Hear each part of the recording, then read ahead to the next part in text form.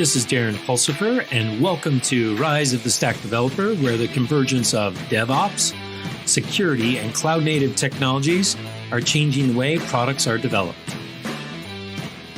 In today's episode, we're going to talk about robotic process automation, RPAs, and how to use them in legacy integration. When I first started looking at robotic process automation, someone asked me to research it a little bit.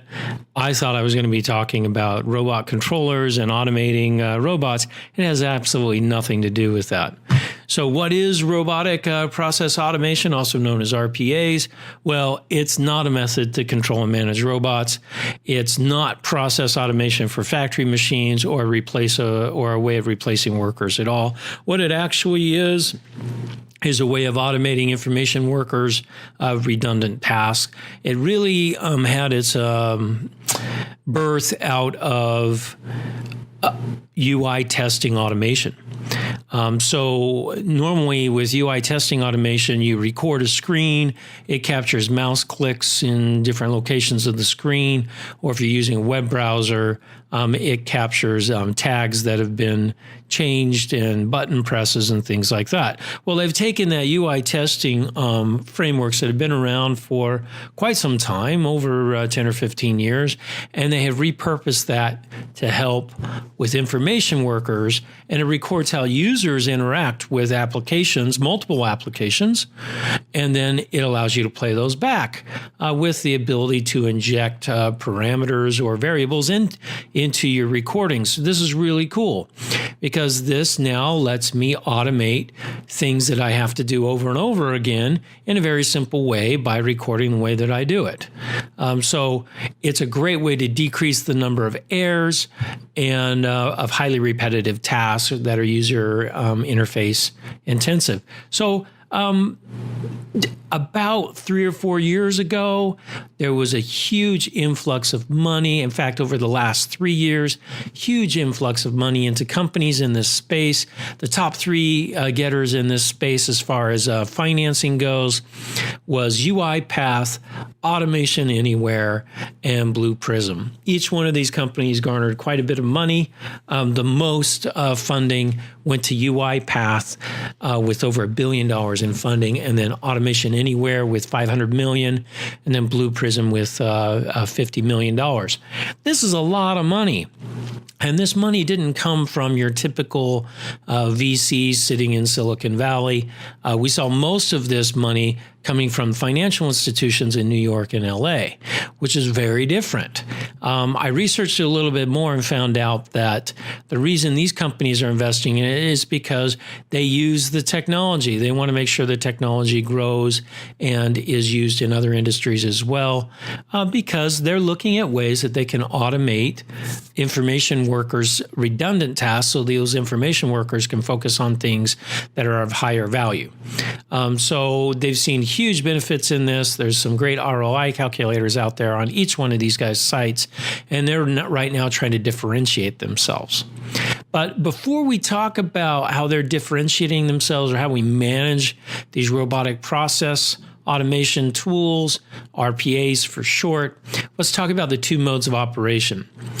Today, every single one of them do attended execution of RPA bots. In fact, they short for robots, right?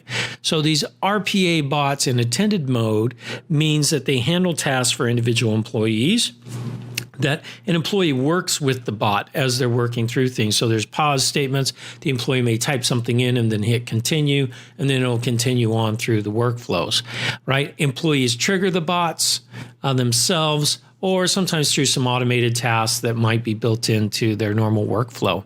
They found major improvements in productivity and customer satisfaction in call centers and other service desk types environments. And that's attended, right? The unattended aspect is really great for automating back office and processes at scale. So now it's not tied to an individual employee, but now I've got to do massive amounts of work that were done previously by people. Maybe I can automate that and get that work done faster. This is a really good way of working with, I shouldn't say good way, but it is a way of integrating legacy applications and new modern applications.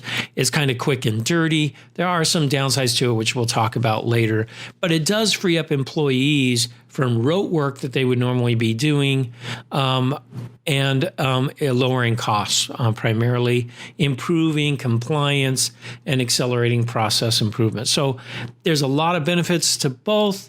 Attended, available everywhere today.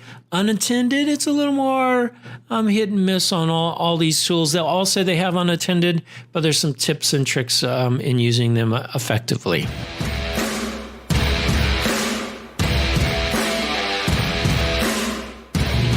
So let's talk about working in the enterprise and why this is an interesting space specifically for the information worker. And this mostly comes from the information worker themselves, where they have repeatable manual processes that they're trying to run. And it's primarily been focused on them. But to really work it in an enterprise well, you have to consider the other actors involved, like IT. IT's main goal is optimization, protection, and reliability. And then you've got your new application developers on the right-hand side here, and they are developing products and quick iterations, and they are the Wild West, right? They want to move fast and get things done. There's some issues with working with RPAs in these environments. Some of the issues are, as developers are developing new products, or maybe even changes or updates to existing products, they could actually affect RPA bots dramatically, right? Because they're pushing out new things, changes into legacy applications sometimes, and sometimes into new applications that are running in private clouds or public clouds. And IT organizations are trying to maintain, reliability, protection of IP, optimizing for cost. All those things are in play. And this poor information worker, he can adapt pretty well to changes that are happening from your new development of products or the way workflows go, and IT pushing back saying, hey, we need to slow things down. They need to be more secure, reliable, and at a lower cost. So this coordination, or this dance between these three actors in your system, actually are an important thing to understand when you're dealing with RPA bots, because your RPA bots tend to be a little bit more static and fragile to changes in your system. So best way to explain this is take a look at your information worker. He's working on applications, and maybe he's recorded an RPA bot, right? So he's recorded this work, it's happening. He may need some help from IT to get the right version of the software or whatever it is. But IT, he's setting it up. He's managing legacy applications and also private cloud in this respect. Then you've got your developer over here. I'm going to release new software, right, in the private cloud and public cloud. And then I'm going to train the information worker on how to use my application. All right, and then that application is going to now be tied into the information worker's normal workflow. It could be a new app that he needs to work in the process that he normally does with a legacy application. And in that case, he needs some way of getting access to that's in the public cloud or the private cloud. And so IT has to establish that, credentials, all those sorts of things. So the information worker will record a new bot and get that running. And that works out pretty well. But now let's say I make an update to the application. I've got this update to an application. A dev is telling the information worker, hey, I gave you this new app update. The information worker is all pissed off because he has to now re-record his bot because maybe they added a new field in the application. Maybe they removed a field. Maybe they moved things around. Developers need to understand those sorts of things. you've got to understand what all is happening there. Because the bot is tied to typically screen space or tags in a website, you have to be very mindful when you're an app developer that when you're making updates that you don't break all the bots. And that may include some testing of a handful of bots in your normal development cycle that you're working. So one thing we have to look at is what is the computational complexity now as the number of applications I'm tying together increase with an RPA bot, as well as the number of environments, because each environment has a different set of credentials I need to worry about, different reliability numbers and latency.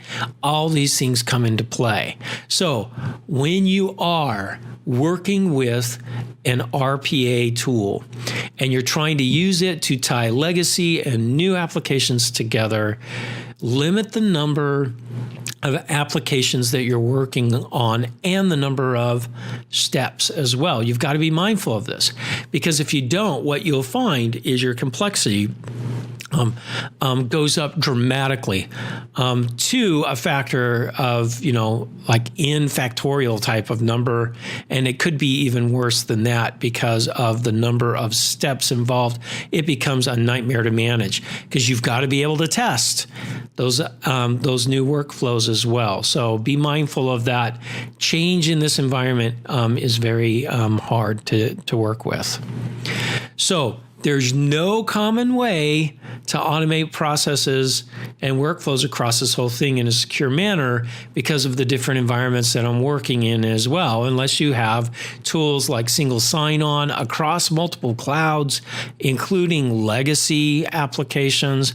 Most of these applications have some kind of a login, whether it's a username and password or authentication credentials, whatever it may be. You've got to come up with how you're going to manage that. Most of the RPA tools allow you to inject security credentials into the bot at runtime. If they do not, I would steer clear of those tools, because that means you don't have reuse. And it also means anytime that you have to change passwords or reestablish keys, which happens in a lot of organizations, like every 3 months you have to change your password, all of a sudden all your automation is broken and you have to re-record it, which can be time consuming.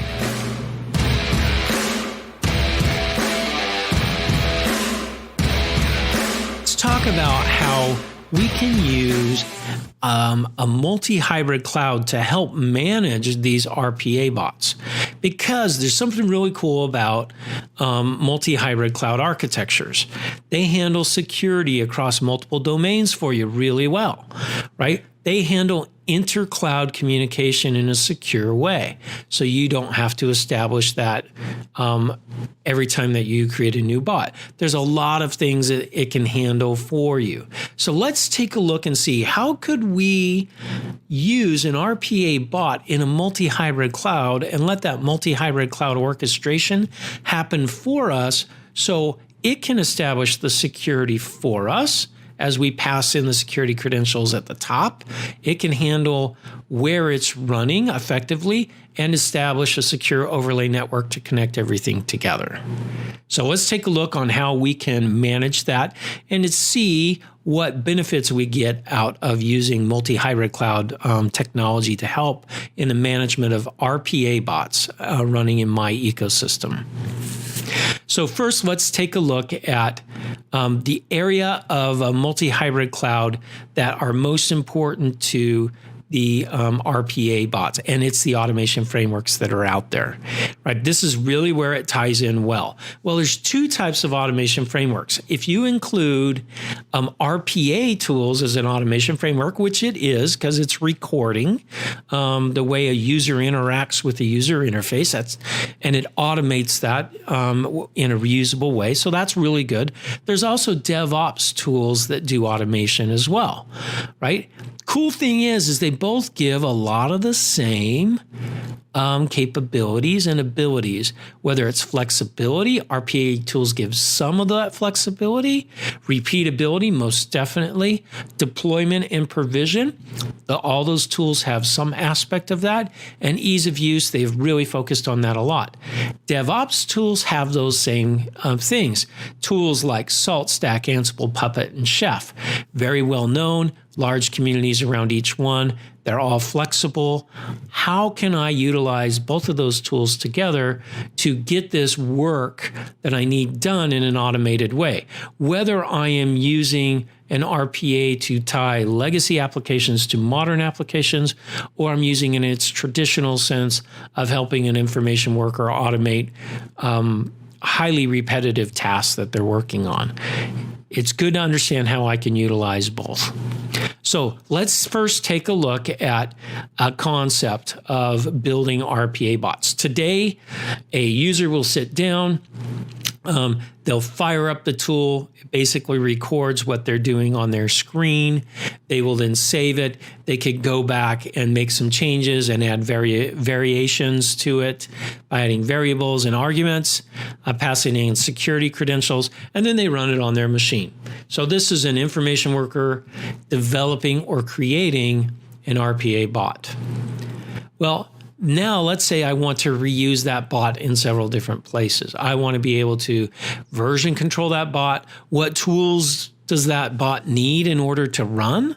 Because you're tying tools together, you need to make sure that you have an environment set up that have all those tools. So if I want to run this maybe in the background in an unattended way, I need to know what the versions of the tools were, all those things. So we came up with this idea of, what if I were to bundle the RPA bot with all of the tools that it uses, and including in there a runtime environment like in a VDI, a virtual desktop environment, so that I could easily repeat that recording of the RPA bot over and over again. And I could tear it down and start it up easily. So we came up with the idea of creating a bundle. And it is an RPA bot bundle. And this RPA bundle allows me to inject all of my tools inside that same bundle. So since it's bundled together, I can version it together. I can treat it as one entity that flows through my normal development pipeline that I've already established, from building that to testing it to running it in production across multiple different environments. And the cool thing about, if I do this concept of the bundle, I can get all of the benefits of using bundles that exist today, like injecting network and environment parameters into the bundle that can then be passed into the different tools and the bot itself. And it can establish a microsegmented network domain specifically for that bundle. So now it's secure as well. I can also inject in there secrets like passwords and usernames if I have multiple, or authentication keys, and I can inject those in at runtime as well into the bundle. This gives me the ability to use that bundle as different users if I need to, right? Which gives me additional reuse. Now, because it's a VDI environment, it's a virtual desktop that's interactive as well. So I can run this whole concept both in an unattended mode and an attended mode. So this bundle concept is really important. That gives me a really cool benefit, as you can see when we talk about dropping that bundle into your typical DevOps or SecDevOps pipelining, as a software pipelining that you normally run. So like in that example, your dev environment now is run by your information worker that is developing this RPA bot. He develops it in this dev environment. He then pushes it into that bundle. He can push that definition of the bundle into like GitHub, and then We'll build that, run some tests on it, and then it puts it up into a pre-production registry or a staging area where I run additional tests on it. If it passes, I push it into a production registry, and now I can run it in production. So just like I would normally do with any other application software. Now, the other cool thing about this as well is if a dev team creates a new version of the application and it releases it, it's not going to mess up my bot because my bot is versioned with the previous version of that application.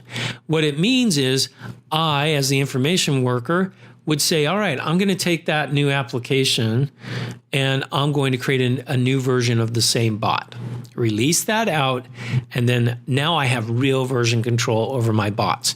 And I don't get surprises from an application changing out from underneath of me.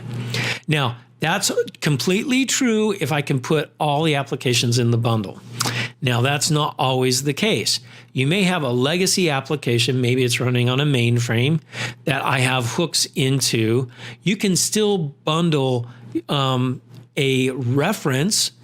It's almost like a reference pointer in my bundle to that legacy application. But if that legacy application changes, then I'm not going to know about those changes until I'm in production and it's running. Unless every time that a legacy application on a mainframe or something that can be bundled, but only by reference, changes, then I run it through a dev cycle as well, which I could easily do.